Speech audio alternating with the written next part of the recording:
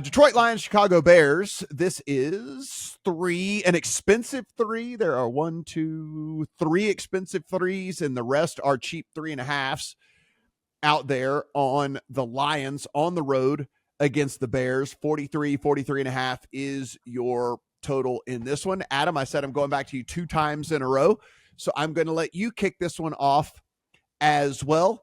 We know that these are this is the Bear team coming out of a decent little stretch here where they have looked at least somewhat competent.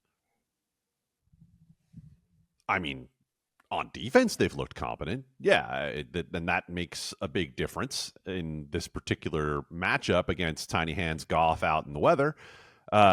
The only way I want to get involved in this game is on the prop side of things. I think we've seen enough from the Detroit Lions to know that Dan Campbell and Ben Johnson understand that with Frank Ragnow out of this game, Jonah Jackson beaten up, and Jared Goff performing outdoors generally the way Jared Goff performs outdoors in wet conditions, that this is not going to be a game where the Detroit Lions emphasize the passing game.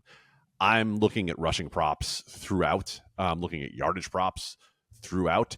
I think that they're going to be too low because of what we've seen from the Chicago Bears on the defensive side of the ball. We've seen the Bears be one of the best defenses against the run in all of the league. However, I think Detroit is going to stick to that run this week against the Chicago Bears. If you want to play side total, I'd lean under the 43 just based on the fact that I don't think Chicago can move the ball a whole lot, even against this horrendous Detroit defense. I know we just saw it a couple of weeks ago where Chicago was able to put up 26 and then ended up losing that game at the end. Much better conditions indoors in Detroit, a different situation than you're going to have in this one. Yeah, I'm on the other side of that. I have the overplayed in this one, over 42. I would still play it to the over 43. This Lions defense is just absolutely atrocious. I mean, last 6 games, they give 28 to the Saints, 29 to the Packers, 26 to the Bears, 38 to the Chargers, 38 to the Ravens. They only gave up, the only team that they've held under 26 points is the Raiders, who have cleared 21 points exactly one time this entire season. So I don't really tip my cap to them for doing that. Since week 8, this Lions defense, 31st in success rate allowed. And so they are just allowing every single team to play in front of schedule. And so with that being said, I'm actually pretty confident in the over in this one because I think the Lions can do their part, and I think the Bears aren't going to have to do a ton to get this one over there. I actually ended up playing the Bears +4 as well whenever this thing came out. I missed the 4.5, did get in on the 4. I just don't believe this Lions team is built to have any sort of win at margin at this point with the way that this secondary is playing. And I think even as bad as Justin Fields has been from an accuracy standpoint over the course of his career, I still think they'll be able to move the ball here and keep this thing within a field goal. So I'm on the over. I'm on the Bears. What say you there, Steven? I am on the over. I got it at 43. I am on the Bears. I bet it Chicago +4 earlier in the week. I think 3.5 is still good here. I agree. This defense is horrendous. They can't stop anybody. And on top of that, we have a matchup against Justin Fields, one of, if not the most mobile quarterbacks in the league. And the Lions defensive coordinator has been on record at the podium multiple times admitting that his defense struggles against mobile quarterbacks. And if you look at Fields' last 3 games against Chicago, over 100 rushing yards in all 3 of them, including 132 yards and 147 yards in the 2 meetings a year ago. His prop is sitting at low 60s right now for rushing yards. His rushing attempts prop is at 10.5 in those 3 games. He had 18, 10, and 13 rushing attempts. Oddly, he only has 1 rushing touchdown this year, but at 2-1, I think that's a decent anytime touchdown play this week as well. But I think combine the defensive issues with Detroit with the defensive improvement of Chicago, including Montez Sweat, one of the great pass rushers in the league, and Detroit's injuries on the offensive line. I can't see Detroit as constructed beating a lot of teams by margin right now. It's a tough ask, and they're leaking oil all over on defense. I can't back them as road favorites here. to this degree. Yeah.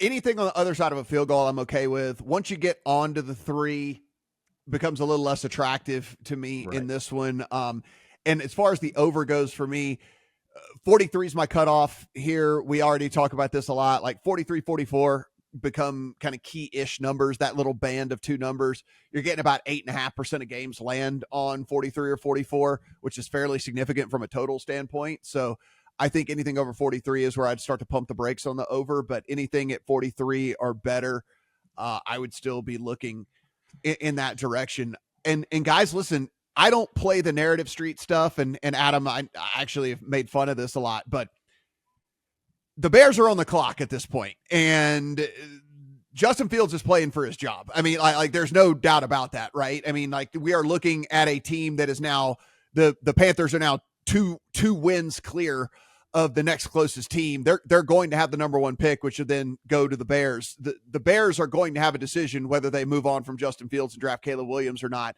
And just a little bit of a factor here in Justin Fields, maybe not being quite as reckless with the ball, maybe not being quite as I don't know. I mean, again, I don't play that narrative stuff very often, but this is very real. He certainly understands what's at stake here.